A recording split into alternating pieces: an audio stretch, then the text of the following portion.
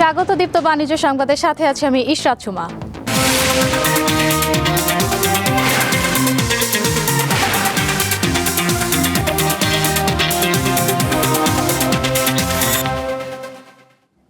দেশে সম্প্রতি সহিংসতা বেড়ে যাওয়ায় নানা আশঙ্কা প্রকাশ করেছে বেসরকারি গবেষণা প্রতিষ্ঠান সিপিডি। সকালে সংবাদ সম্মেলনে সিপিডির পরিচালক জানান, এমন অবস্থা চলতে থাকলে নির্বাচনের আগে পরিস্থিতির অবনতি হতে পারে। ঘটনাগুলো দেখলে প্রতীয়মান হয় যে দেশে উগ্রপন্থী গোষ্ঠীর, যদিও এই গোষ্ঠীগুলোর ভাষা এখনো প্রচলিত ন্যারেটিভের মধ্যে রয়েছে, তবে আগামী দিনে তা আরো শক্তভাবে নিজস্ব ন্যারেটিভে রূপান্তরিত হবে এই আশঙ্কা রয়েছে। এর বিরুদ্ধে আমরা প্রচলিত রাজনৈতিক প্রক্রিয়াকে নিন্দা জানাতে দেখছি, সরকারকে আমরা ম্রিয়মাণভাবে বিবৃতি দিতে দেখছি। মনে রাখা দরকার যে স্বল্প মেয়াদে প্রচলিত রাজনৈতিক ব্যবস্থা এর সুবিধাভোগী হবার সম্ভাবনাই বেশি। এ কারণে নির্বাচন এবং নির্বাচন পরবর্তী রাজনৈতিক পট পরিবর্তনে নতুন বিস্তৃত উগ্রপন্থার বিরুদ্ধে সম্ভবত আমরা খুব কম ব্যবস্থাই নিতে দেখব। রাজধানীর সিরডাপ মিলনায়তনে রিহাবের সংবাদ সম্মেলন চলছে, সেখানে রয়েছেন সহকর্মী শাহরিয়ার ইমন। আমরা সরাসরি চলে যাচ্ছি সেখানে।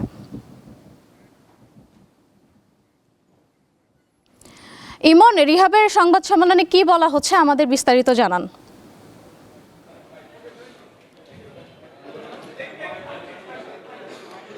হ্যাঁ ইশরাত সুমা, আপনি জানেন যে রিহাব প্রতি বছরই আসলে আপনার তারা একটি মেলার আয়োজন করে। এরই ধারাবাহিকতায় এবারে ২৭তম মেলার আয়োজন করেছে। এই মেলা আয়োজন উপলক্ষে তারা একটি সংবাদ সম্মেলন আয়োজন করেছে এবং এই সংবাদ সম্মেলনে তারা যে বলছেন আগামী পরশু অর্থাৎ ২৪ থেকে ২৭ এই ৪ দিনব্যাপী আসলে আপনার এই মেলাটি আয়োজন করা হবে এবং এবারের এই মেলায় প্রায় ২২০টি স্টল থাকছে। আর একটি বিষয় হচ্ছে যে আপনি জানেন যে সাম্প্রতিক সময় ভূমিকম্পের বিষয়টি আসলে বেশ জোরালোভাবে উচ্চারিত হয়েছে। এই বিষয়ে আমরা সাংবাদিকরা তাদের মুখোমুখি হয়েছিলাম, তাদেরকে বলেছি যে আপনারা যে হাউজিং কোম্পানিগুলো বা রিয়েল এস্টেট কোম্পানিগুলো আছে তারা এই বিষয়ে কি বাড়তি পদক্ষেপ নিচ্ছেন। তারা বলছেন যে ভূমিকম্পের বিষয়টিকে তারা সর্বোচ্চ গুরুত্ব দিয়ে তাদের যে বিল্ডিংগুলো আছে সেগুলো নির্মাণ করার ব্যাপারটি তারা গুরুত্ব দিচ্ছেন, অর্থাৎ নিরাপত্তা ঝুঁকির বিষয়গুলোকে তারা মাথায় রেখে কিন্তু এই বিল্ডিংগুলো নির্মাণ করছেন। আর সুমা, এবারে যে মেলা হচ্ছে সেই মেলায় আসলে আমি যেটি আপনাকে আগে বলছিলাম যে ২২০টি স্টল থাকছে এবং এই স্টল থেকে আসলে গ্রাহকরা বা দর্শনার্থীরা তারা কিন্তু তাদের পছন্দের ফ্ল্যাটটি কিনতে পারবেন এবং এখানে আপনার বিভিন্ন অফার দেওয়া হবে, বিভিন্ন সুযোগ সুবিধা এখানে থাকবে। এখান থেকে তারা বাছাই করে তাদের পছন্দ মতো ফ্ল্যাটটি কিনতে পারবেন এবং এই মেলাতে আসলে দর্শনার্থীদের জন্য একটি প্রবেশ মূল্য দিতে হবে। দর্শনার্থীদেরকে ৫০ টাকা প্রবেশ মূল্য দিয়ে এই মেলায় প্রবেশ করতে হবে। অর্থাৎ যেটি আমি বলছিলাম যে আগামী পরশু অর্থাৎ ২৪ থেকে ২৭ ৪ দিনব্যাপী এই মেলা শুরু হতে যাচ্ছে এবং মেলা দর্শনার্থীদের জন্য একটি নতুন ভিন্ন মাত্রা আনবে বলে আয়োজকরা বলছেন। এবং এখানে আমরা যেটি বলছিলাম যে আপনার রিহাবের প্রেসিডেন্ট ওয়াহিদ উদ্দিন তিনি আপনার মেলার সম্পর্কে বিস্তারিত সাংবাদিকদের সাথে কথা বলছিলেন। তো সুমা, আমার হাতে এখন পর্যন্ত এতটুকুই এই সিরডাপ মিলনায়তনে। ইমন, আপনাকে ধন্যবাদ। জানাবো পরবর্তী সংবাদ। ৬ মাসের মাথায় সঞ্চয়পত্রের মুনাফার হার আরেক দফা কমতে পারে। আগামী ১ জানুয়ারি থেকে পরের ৬ মাসের জন্য অর্থ মন্ত্রণালয়ের অর্থ বিভাগ নতুন হার নির্ধারণের একটি প্রস্তাব তৈরি করেছে। জানা গেছে এ সংক্রান্ত একটি সারসংক্ষেপ সম্প্রতি অর্থ উপদেষ্টার অনুমোদনের জন্য তার দপ্তরে জমা পড়েছে। অর্থ উপদেষ্টা অনুমোদন করলে অর্থ বিভাগ তা পাঠিয়ে দেবে অভ্যন্তরীণ সম্পদ বিভাগে। এরপর আইআরডি পরিপত্র জারি করবে। বর্তমানে সঞ্চয়পত্রের সর্বোচ্চ মুনাফার হার ১১.৯৮% এবং সর্বনিম্ন মুনাফার হার ৯.৭২%। নতুন প্রস্তাবে এ হার গড়ে 0.৫% করে কমতে পারে। তবে কম বিনিয়োগের ক্ষেত্রে মুনাফার হার বর্তমানের মতোই তুলনামূলকভাবে বেশি থাকবে, আর বেশি বিনিয়োগের ক্ষেত্রে মুনাফার হার হবে কম। ৭,৫০,০০০ টাকা বা এর কম হলে মুনাফার হার হবে বেশি, আর ৭,৫০,০০০ টাকার বেশি বিনিয়োগের ক্ষেত্রে মুনাফার হার হবে কম।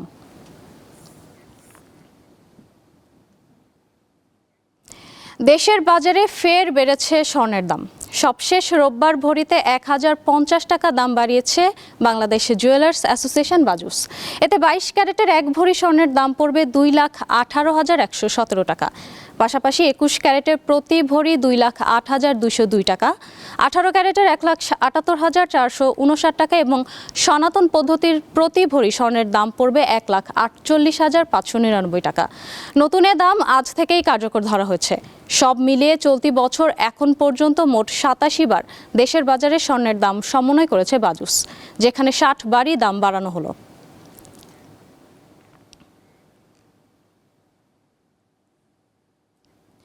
কৃষি এবং কুটির, অতি ক্ষুদ্র, ক্ষুদ্র ও মাঝারি শিল্প CMSME ঋণ বাড়াতে আরও ছাড় দিয়েছে বাংলাদেশ ব্যাংক। এবার ঋণের বিপরীতে ব্যাংকগুলো নিরাপত্তা সঞ্চিতি বা প্রভিশন সংরক্ষণের হার আরও কমানো হয়েছে, অর্থাৎ আগের চেয়ে আরও কম নিরাপত্তা সঞ্চিতি সংরক্ষণ করতে হবে। বাংলাদেশ ব্যাংক রোববার এ বিষয়ে প্রজ্ঞাপন জারি করেছে। ফলে ব্যাংকগুলো এ দুটি খাতে ঋণ দিতে আগ্রহী হবে বলে আশা প্রকাশ করেন নিয়ন্ত্রক সংস্থাটির কর্মকর্তারা। নতুন নির্দেশনা অনুযায়ী 2026 সালের 31 ডিসেম্বর পর্যন্ত CMSME খাতের আওতায় সব অশ্রেণীকৃত স্বল্পমেয়াদী কৃষি ঋণ এবং CMSME শিল্প উদ্যোগের ঋণের বিপরীতে 1% পরিবর্তে 0.50% হারে নিরাপত্তা সঞ্চিতি সংরক্ষণ করতে পারবে। অর্থাৎ নিরাপত্তা সঞ্চিতি সংরক্ষণের হার কমিয়ে অর্ধেকে নামানো হয়েছে। শীর্ষস্থানীয় frozen food brand Kazi's farm kitchen টানা চতুর্থবারের মতো দেশের 1 নম্বর ফ্রোজেন ফুড ব্র্যান্ডের স্বীকৃতি অর্জন করেছে। 17তম বেস্ট ব্র্যান্ড অ্যাওয়ার্ড 2025-এ এই সম্মাননা পেয়ে ফ্রোজেন ফুড ক্যাটাগরিতে নিজেদের নেতৃত্বের অবস্থান আরও সুদৃঢ় করল ব্র্যান্ডটি। বাংলাদেশ ব্র্যান্ড ফোরামের আয়োজনে সম্প্রতি রাজধানীর একটি হোটেলে জাঁকজমকপূর্ণ অনুষ্ঠানে এই পুরস্কার প্রদান করা হয়। অনুষ্ঠানে দেশের শীর্ষ কর্পোরেট প্রতিনিধি, শিল্প খাতের নেতৃবৃন্দ এবং বিভিন্ন ইন্ডাস্ট্রির স্টেক হোল্ডাররা উপস্থিত ছিলেন। প্রতিষ্ঠানের পক্ষে পুরস্কার গ্রহণ করেন কাজী ফুড ইন্ডাস্ট্রি লিমিটেডের প্রধান নির্বাহী কর্মকর্তা তানভীর হায়দার চৌধুরী। এ সময় তার সঙ্গে উপস্থিত ছিলেন প্রতিষ্ঠানের মার্কেটিং, প্রোডাক্ট ডেভেলপমেন্ট ও ব্র্যান্ড টিমের ঊর্ধ্বতন কর্মকর্তারা।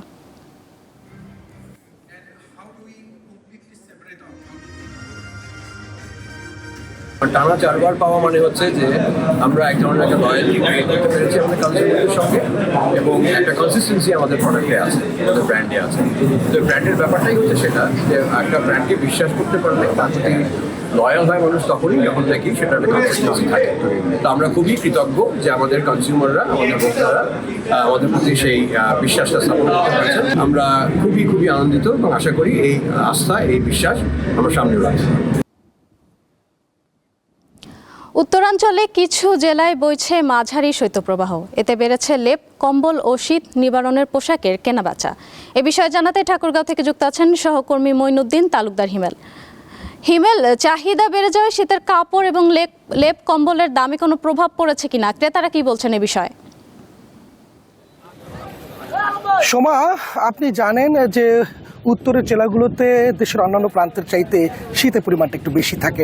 এবারও বড়বারের ন্যায় ঠাকুরগাঁয়ে কিন্তু প্রচুর শীত পড়েছে। বিশেষ করে পৌষের শুরু থেকে ঠাকুরগাঁয়ে শীত বাড়তে শুরু করেছে। সকাল এই প্রায় মনে করেন 12 থেকে 12:30 পর্যন্ত ঘন কুয়াশায় আচ্ছন্ন থাকছে ঠাকুরগাঁয়ের রাস্তাঘাট, প্রকৃতি। এর ফলে ঠাকুরগাঁয়ে শীতের যে কাপড়গুলো, এর চাহিদা বাড়তে শুরু করেছে। বিভিন্ন লেপ তোশকের দোকানগুলোতে আমি গিয়েছিলাম, সেখানে দেখেছি যে এখন লেপ বানানোর যে তুলো, এই তুলা 110 থেকে 150 টাকা পর্যন্ত বিক্রি হচ্ছে কেজি, এবং একটি রেডিমেড 5x5 স্মার্ট যে লেপগুলো আছে সেগুলো বানাতে খরচ পড়ছে 1600 থেকে 2000 টাকা প্রকারভেদে। আমি বিভিন্ন রকম ক্রেতাদের সাথে কথা বলেছি, তারা আমাকে জানিয়েছেন গতবারের তুলনায় এবার তুলা এবং লেপের দামটা একটু বেশি, এবং সেই সাথে শীত যখন কম ছিল, বিশেষ করে মাসখানিক আগেও লেপ ও তুলোর দাম কম ছিল। এই 1 মাসের ব্যবধানে কিন্তু ঠাকুরগাঁয়ে লেপ এবং তুলোর দাম কিছুটা বেড়েছে। সেই সাথে ঠাকুরগাঁয়ে যে শীতের কাপড়ের দোকানগুলো, আমি বিশেষ করে এখন যেখানে দাঁড়িয়ে আছি, এটি ঠাকুরগাঁয়ের সর্ববৃহৎ পুরাতন কাপড়ের দোকানের মার্কেট। এখানে সাধারণত বিভিন্ন শ্রেণী পেশার মানুষেরা তাদের শীতের কাপড় কেনাকাটা করতে আসে। এখানে বিত্তশালী থেকে শুরু করে নিম্ন, মধ্যবিত্ত এবং নিম্নবিত্ত সকলকে আমি দেখেছি এই বাজারে এসে কাপড় কেনাকাটা করতে। যারা বিত্তশালী আছেন তারা একটি ধারণা দিয়ে থাকেন এখানে একটু ভিন্ন রকমের শীতের কাপড় পাওয়া যায়, যেগুলো সাধারণত আমাদের প্রচলিত মার্কেটগুলোতে পাওয়া যায় না। আর নিম্নবিত্তরা এখানে আসেন স্বল্প মূল্যে একটি ভালো শীতের কাপড় নিতে। ঠাকুরগাঁতে যেহেতু শীত বাড়তে শুরু করেছে, সেই সাথে এই পুরাতন কাপড়ের দোকানগুলোতে ভিড়ও বাড়তে শুরু করেছে। এই বিশেষ করে প্রচলিত আমাদের আমাদের বিশেষ করে আমাদের প্রচলিত যে মার্কেটগুলো আছে সেখানকার চাইতে এই সেকেন্ড হ্যান্ড অর্থাৎ পুরাতন কাপড়ের এই মার্কেটগুলোতে শীতের কাপড়ের দাম কিছুটা হলেও কম। এতে করে স্বস্তি মিলেছে নিম্নবিত্ত এবং মধ্যবিত্ত মানুষের জন্যে। আমি এখানকার ব্যবসায়ীদের সাথে কথা বলেছি, তারা আমাকে জানিয়েছেন যে শীত বাড়ার পাশাপাশি এখানে ভিড় বাড়তে শুরু করেছে, সারাদিন এখানে ভিড় থাকছে এবং ব্যবসায়ীদের কাছ থেকে নেওয়া ধারণা অনুযায়ী এখানে প্রতিদিন প্রায় কয় লক্ষ টাকার কেনাকাটা হয়ে থাকে। এই ছিল ঠাকুরগাঁয়ের পুরাতন কাপড়ের মার্কেট থেকে আমার কাছে থাকা সর্বশেষ তথ্য। সোমা। হিমেল, আপনাকে ধন্যবাদ। জানাবো পরবর্তী সংবাদ। গাইবান্ধায় যমুনার চরে বাদাম চাষ করে ভাগ্য বদলের চেষ্টা করছেন কৃষকরা। অন্য ফসলের তুলনায় লাভ হচ্ছে বেশি। আবহাওয়া অনুকূলে থাকায় এবছর বাম্পার ফলনের আশা করছেন চাষিরা। বন্যার পর বালু জমে যমুনা নদীর চরে প্রায়ই অনাবাদি হয়ে পড়ত। তখন ফসল ফলানো কঠিন হতো, কিন্তু সময়ের বিবর্তনে জেগে ওঠা চরগুলোতে এখন সবুজের সমারোহ। বাদাম গাছের লতাপাতার চাদরে ঢেকে আছে যমুনার বিস্তীর্ণ চর। চলতি মৌসুমে গাইবান্ধার ১৬৫৫ হেক্টর জমিতে বাদাম চাষ হয়েছে।